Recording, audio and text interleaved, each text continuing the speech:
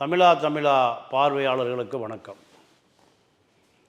செங்கோட்டையன் அதிமுகவிலிருந்து வெளியேறுகிறாரா? திமுகவில் இணைகிறாரா?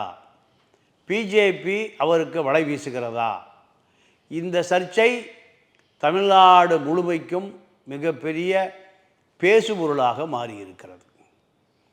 எடப்பாடியை மிரட்டி செங்கோட்டையனால் பணிய வைக்க முடியுமா?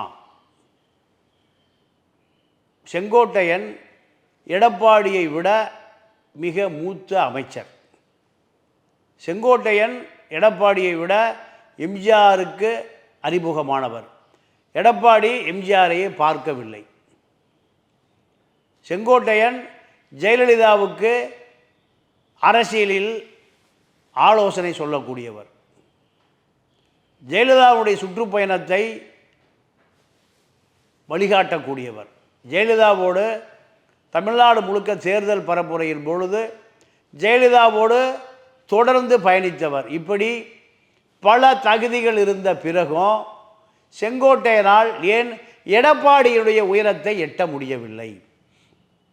எடப்பாடி ஜெயலலிதா சசிகலாவின் விசுவாசி, செங்கோட்டையன் ஜெயலலிதாவின் விசுவாசி. சசிகலாவுக்கு கட்டுப்படாதவர். சசிகலா தான் பலமுறை செங்கோட்டையனை அமைச்சர் பதவியிலிருந்து தூக்கி வீசுவதற்காக சசிகலா பலமுறை தூக்கி வீசப்பட்டு இருக்கிறார். எடப்பாடியை வீச முடியாத அருகில் சேர்த்து கொண்ட சசிகலா பலமுறை செங்கோட்டையனை அமைச்சர் பதவியிலிருந்து வெளியேற்றுவதற்கு காரணமாக இருந்தவர் சசிகலா. இப்படி பல தகுதிகள் இருந்தும் தன்னை வளர்த்து கொள்ள தெரியாமல் முடியாமல் போனவர் தான் செங்கோட்டையன். இப்பொழுது மனசாட்சி உந்தப்பட்டு அத்திக்கடவு அவனாசி திட்டத்தில் கூட்டு குடிநீர் திட்டத்தில் ஜெயலலிதா படம் இல்லை, எம்ஜிஆர் படம் இல்லை, ஆதலால் நான் புறக்கணிக்கிறேன், எடப்பாடியோடு சேர்ந்து என்னால் பயணிக்க முடியாது என்று சொல்லுகிறார். அந்த அழைப்புதலில் வேலுமணி பெயருக்கு கீழே தன்னுடைய பெயர் போடப்பட்டு விட்டது என்று அவர் அதை புறக்கணித்ததாக சொல்லுகிறார்கள். ஆனால் உண்மை நிலவரம் என்ன என்றால், தமிழ்நாடு முழுக்க நாடாளுமன்ற தேர்தல் நடந்த பொழுது முன்னாள் அமைச்சர்கள் அத்தனை பேரும் அதிமுகவிலிருந்து தன்னால் எந்த வேட்பாளரையும் நிறுத்தி குறைந்தபட்சம் 50 கோடி ரூபாய் செலவு செய்ய முடியாது என்று பதுங்கி கொண்டார்கள். பதுங்கி கொண்ட பிறகு எடப்பாடி 40 தொகுதிகளிலும் 40 நாடாளுமன்ற தொகுதிகளிலும் எப்படியாவது பணம் படைத்தவர்களை, பணம் கொளுத்தவர்களை, சட்டவிரோதமாக பணத்தை சம்பாதித்தவர்களை அத்தனை பேரையும் களமிறக்கினார். அப்படி களமிறக்கப்பட்ட இடங்கள் தூத்துக்குடியில் வேலுமணி என்ற ஒருவர், புத்தூர்கட்டு வேலுமணி, அவருடைய மனைவிக்கு 50 லட்சம் ரூபாய் கொடுத்து கவுன்சிலர் சீட் வாங்கக்கூடிய பல கோடிகளை வைத்திருக்கக்கூடிய ஒரு நபர். திருச்சியில் மணல் கரிகாலனுடைய உறவினர் கருப்பையா. ஈரோடில் பிஜேபியிலிருந்து வந்த ஆற்றல் அசோக். திருப்பூரில் கட்சிக்கே சம்பந்தமில்லாத அருணாச்சலம். இப்படி பல பேர் களமிறக்கப்பட்டார்கள். இப்படி பல பேர் களமிறக்கப்பட்டதில் அவர்கள் ஒரு அதிகார மையமாக மாறிப்போனார்கள். இந்த அதிகார மையம் தன்னை கேட்காமல், அதாவது அதிமுக மூத்த அமைச்சர்களை கேட்காமல் களமிறக்கப்பட்டதில் அதிமுகவுடைய முன்னாள் அமைச்சர்கள் அத்தனை பேரும் எடப்பாடியின் மீது ஒரு பெரிய வருத்தத்தில் இருக்கிறார்கள். இந்த வருத்தம் எடப்பாடியுடைய டிமாண்ட் என்னவென்றால், இந்த நாடாளுமன்ற தேர்தலில் நிற்பவர்களுக்குத்தான் நான் சட்டமன்ற பதவி கொடுப்பேன், சட்டமன்ற வேட்பாளர் ஆக்குவேன், ஆதலால் அவர்கள்தான் சட்டமன்ற உறுப்பினர்கள், அவர்கள்தான் அமைச்சர்கள். இப்படி 40 தொகுதிகளிலும் தூண்டில் போட்டு கள்ளச்சந்தை வியாபாரி, கான்ட்ராக்டர், மணல் கடத்தல் மாஃபியாக்களை நீங்கள் 40 நாடாளுமன்ற தொகுதிகளையும் எடப்பாடி நிறுத்தினார். இவர்கள் முன்னாள் அமைச்சர்களுக்கு கட்டுப்படவே இல்லை, முன்னாள் அமைச்சர்களை கண்டுகொள்ளவே இல்லை. 40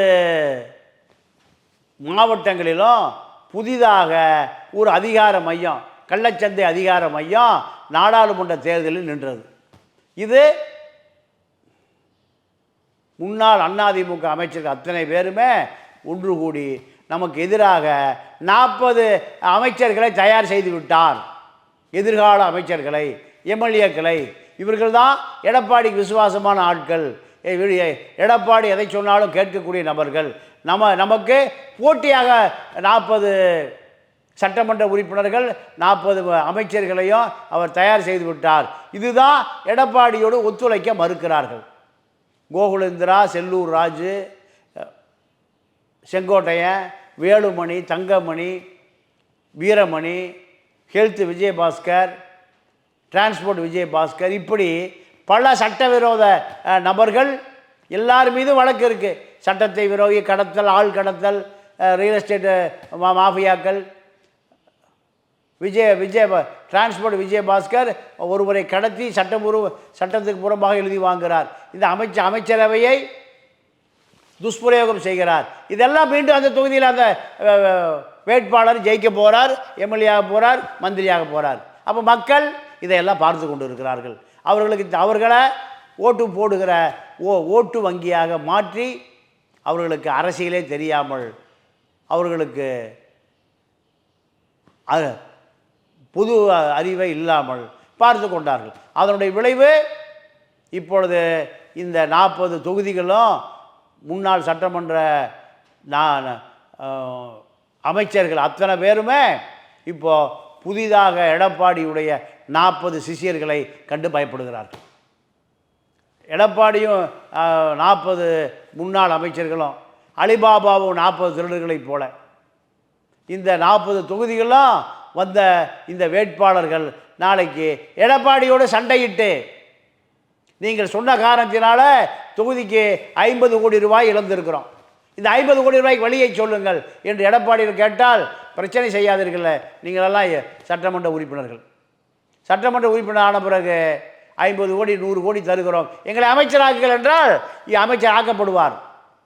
ராவணன் உயிரோடு இருந்த பொழுது, சசிகலா அவருடைய உறவினர் ராவணன் உயிரோடு இருந்த பொழுது திருப்பூரில் அமைச்சரான பழைய லாரி கிளீனர் எம்எஸ் ஆனந்தன் 10 கோடி ரூபாய் கொடுத்து அமைச்சரானார். இப்படி பல பேர் பல கோடிகளை கொடுத்தா எம்எல்ஏ ஆயிடலாம், அதை விட பல கோடி கொடுத்தால் அமைச்சர் ஆயிடலாம். அவர்கள் அமைச்சராக ஆன பிறகு எழுத படிக்க தெரிய லாரி கிளீனர், பஸ் கண்டக்டர், இப்படி பல பேர், சுமை தூக்கும் தொழிலாளி.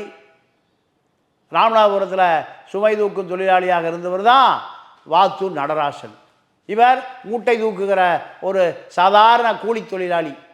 இவர்களெல்லாம் அதிமுகவில் அமைச்சராக முடியும், திமுகவில் அமைச்சராக முடியும். கள்ளச்சாராயம் விற்ற காந்தி, சாராயம் விற்பதற்கு காவல்துறையிடம் தப்பிப்பதற்காக துரைமுருகனிடம் வருகிறார். துரைமுருகனிடம் பல லட்சம் சில லட்சம் கொடுக்கிறார். கடைசியாக ஒட்டுமொத்த சாராயம் கர்நாடகாவிலிருந்து தமிழ்நாட்டு கடத்துகிற வேலை செய்கிறார். கோடிகள் லட்சங்களாக மாறுகிறது. லட்சங்கள் கோடிகளாக மாறிய பிறகு நீங்கள் நேராக கருணாநிதி வீட்டுக்கு போயிடுறாரு. கோடிகள் இருந்தால் கருணாநிதி வீட்டுக்கு போகலாம், கோடிகள் இருந்தால் ஜெயலலிதா வீட்டுக்கு போகலாம். இதுதான் திராவிட மாடல் அரசு. இந்த திராவிட மாடல் அரசு 2 திமுக அதிமுக ஆட்சி வந்த பொழுது இருவருமே சமரசம் செய்து கொள்கிறார்கள். ஜெயலலிதா காலத்தில் கருணாநிதி குடும்பத்தோடு சசிகலா வியாபார தொடர்பு வைத்து கொண்டிருந்தார். அதே போல தான் எடப்பாடி வந்த பிறகு எடப்பாடியும் திமுகவை சேர்ந்த மாவட்ட அமைச்சர்கள் அத்தனை பேரும் மணல் வியாபாரத்தில் பங்குதாரராக மாறிப்போனார்கள். இவர்கள் 2 பேருக்குமே ஆ என்கின்ற ஒரு எழுத்து தான் துணை எழுத்து. திமுக அதிமுக, அது ஆ எழுத்துல 2 திமுக தான். கொள்ளையடிப்பதில், சொத்து சேர்ப்பதில், ரியல் எஸ்டேட் பண்ணுவதில், அடுத்த சொத்தை மிரட்டி பிடுங்குவதில், எஸ்பி கலெக்டரை தனக்கு அடியாளாக வைத்துக்கொண்டு 2 அந்த திமுக ஆவை விட்டு விடுங்கள். 2 திமுக அமைச்சரவை தான். இவர் சொல்லுகிறாள் கலெக்டர், இவர் சொல்லுகிறாள் எஸ்பி, இவர் சொல்லுகிறாள் ஐஜி. வேலுமணி தான் கோயம்புத்தூர் விஸ்வநாதனை கமிஷனராக வைத்திருந்தார், சென்னையில் கமிஷனராக வைத்திருந்தார். சாதாரண ஒயிலாட்ட வேலுமணியால் ஒருவரை சென்னை கமிஷனராகவும் கோவை கமிஷனராக ஆக்க முடிகிறது என்று சொன்னால் அவரவர் தகுதிகளுக்கு எஸ்பிக்களை கலெக்டர்களை கொள்ளையடிக்க சொல்லி வேடிக்கை பார்த்து அதில் பங்கு வாங்கி சொல்லுகிற ஆட்சி தான் அதிகாரம்தான் திமுக அதிமுக ஆட்சி. இதில் எடப்பாடியை நெருக்குகிற இந்த அரசியல் என்பது 100% கொள்ளையடிப்பதற்கு, திருடுவதற்கு, மக்கள் சொத்தை ஏமாற்றுவதற்கான சண்டை தான் செங்கோட்டையனும் எடப்பாடி சண்டை. இந்த சண்டை எதுவரை நீடிக்கும் என்றால், இன்னொரு பொது தேர்தல் ஒரு 10 மாதம் 12 மாதம் பொது தேர்தல் வர இருக்கிறது. பொது தேர்தல் வருகிற பொழுது எடப்பாடி வலுவான கூட்டணி அமைத்து விட்டால் அத்தனை பேர் காலடியில் வந்து விழுந்துருவாங்க. இப்போ ஓபிஎஸ் எடப்பாடியை காலை தேடிக்கொண்டு இருக்கிறார். எப்பாடுபட்டால் நான் ஒரு மூலையில் உட்கார்ந்து கொள்ளுகிறேன். 26 தேர்தலில் எனக்கு அமைச்சர் பதவி வேண்டாம், எம்எல்ஏ பதவி வேண்டாம், அதிமுக காரணம் இருந்து கொள்கிறேன். இருந்து கொண்டு நான் அதற்கு பிறகு நான் அமைச்சராக முடியும், எம்எல்ஏவாக முடியும். அமைச்சராக இல்லாமல் என்னால் தூங்க முடியாது. சாதாரண ஒரு டீ கடை, பால் மாட்டிலே பால் கறந்து விற்ற ஒரு சாதாரண ஒரு பால் பண்ணை, மிக சாதாரண 10 மாடு வைத்து பால் கறந்து விற்ற ஓபிஎஸ் மேற்கு தொடர்ச்சி மலை முழுக்க சொந்தக்காரராக மாறிவிட்டார். இதுதான் அரசியல் அதிகாரம். மிக சாதாரணமான நபர்கள் அதிமுக திமுகவில் 1000 கோடி 2000 கோடி 5000 கோடி என்று கோடிகளை குவிக்க முடிகிறது என்று சொன்னால் இது அதிகாரத்திற்கான சண்டை, கொள்ளையடிப்பதற்கான சண்டை, மணல் திருடுவதற்கான சண்டை, மது மாஃபியாவுக்கான சண்டை, ரியல் எஸ்டேட்டுக்கான சண்டை. இதுதான். வேற கொள்கை என்பது திராவிட இயக்கம் அண்ணா வந்ததிலிருந்து, அதிமுக ஆட்சிக்கு வந்ததிலிருந்து கொள்கை என்பதே என்னவென்றே தெரியாமல் மக்களுக்கும் போய்விட்டது, அமைச்சராக வருகிறவர்களுக்கும் போய்விட்டது, சட்டமன்ற உறுப்பினர்களுக்கும் தெரியாமல் போய்விட்டது. ஆனால் இந்த நாட்டிலே ஜனநாயகம் ஒன்று இயங்கிக் கொண்டு இருக்கிறதா என்றால் இவர்கள் தான் ஜனநாயகம். ஒடுக்கப்பட்ட மக்களை மேலும் மேலும் ஒடுக்கி அதிகாரத்தை தக்க வைத்துக் கொள்வதற்கு பேர் தான் அதிமுக திமுக ஜனநாயகம். மேட்டுக்குடி தான் அதிகாரம் போகும், ஒடுக்கப்பட்டவனுக்கு அதிகாரம் எந்த காலத்திலையும் போகாது. இதுதான் திமுக அதிமுக அரசியல். ஒவ்வொரு மாவட்டத்திலையும் யார் ஆதிக்க சாதியோ அவர் தான் அமைச்சராக முடியும், அவர் தான் எம்எல்ஏ ஆக முடியும். ஒடுக்கப்பட்டவன் எம்எல்ஏ ஆனாலும் அந்த ஆதிக்க சாதிக்கு அடிமையாக இருந்து அடியாள் வேலை பார்க்க வேண்டும். இதுதான் அரசியல் அதிகாரத்துக்கான சண்டை. எடப்பாடியிட்டையும் செங்கோட்டையனுக்குமான சண்டை அதுதான்.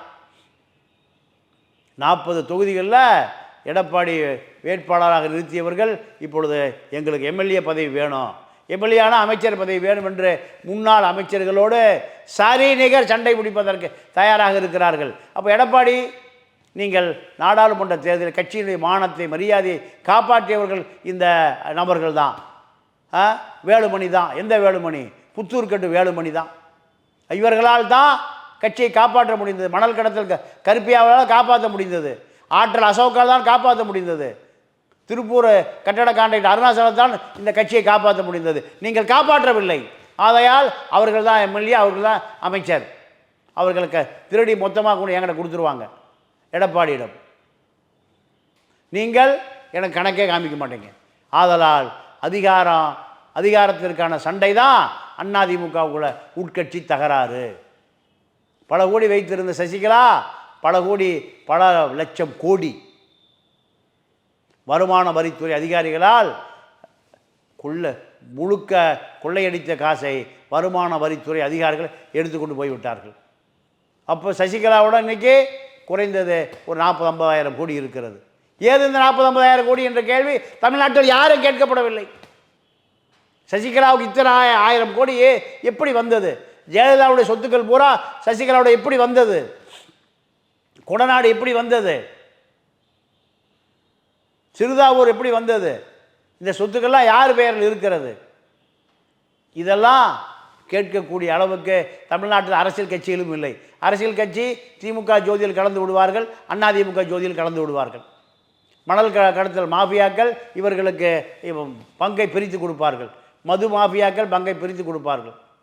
இதுதான் கூட்டணி கட்சிகள். இவர்களுக்கு பேர் கூட்டணியில் இருந்து கொள்ளையடிப்பதில் பங்கு போட்டுக் கொள்வதா கூட்டணி கட்சிகள். கம்யூனிஸ்டுகளாக இதே போல் ஆகிவிட்டார்கள். திமுக கூட்டணியில் இருக்கிற கம்யூனிஸ்டுகளும் இதே நிலைமைக்கு உள்ளாகி விட்டார்கள். இவர்களெல்லாம் திமுகவை எதிர்த்து எதுவும் கேட்டு விட முடியாது. திமுக G2 பற்றி எதுவும் கேட்டு விட முடியாது. கூட்டணி கட்சிகளிடம் தான் பேர். அடிக்கிற கொள்ளையில் கூட்டு பிரித்து கொள்வதா கூட்டணி. இதுதான் தமிழ்நாட்டு அரசியல். இந்த அரசியலிருந்து இந்த மக்கள் எப்போ தப்பிக்க போகிறார்கள், யாரால் காப்பாற்றப்பட போகிறார்கள் என்ற கேள்விக்கு இன்று வரை விடையே தெரியவில்லை. 40 அமைச்சர்கள் திமுகவில், 40 அமைச்சர்கள் அதிமுகவில். அலிபாபாவும் 40 திருடர்களைப் போல எடப்பாடியும் 40 அமைச்சர்களும், ஸ்டாலினும் 40 அமைச்சர்களும். இவர்கள் தான் தமிழ்நாட்டில் ஆட்சி அதிகாரம், IAS, IPS, கலெக்டர், SP இவர்களெல்லாம் கட்டுப்படுத்துகிறவர்கள். பல சட்டவிரோத செயல்களுக்கு இவர்கள் உடந்தையாக இருக்கிறார்கள். இவருடைய அடிப்பொடிகள். இதுதான் எழுதப்படாத சட்டம். இந்த சட்டத்துக்காக இது நடக்கிற சண்டை தான் அதிமுகவினுடைய உட்கட்சி தகராறு. இந்த உட்கட்சி தகராறு விடிவு கிடைக்குமா, இல்லை விடிவை நோக்கி நகருமா என்பதெல்லாம் பொறுத்திருந்து தான் பார்க்க வேண்டும். மீண்டும் சந்திப்போம். நன்றி, வணக்கம்.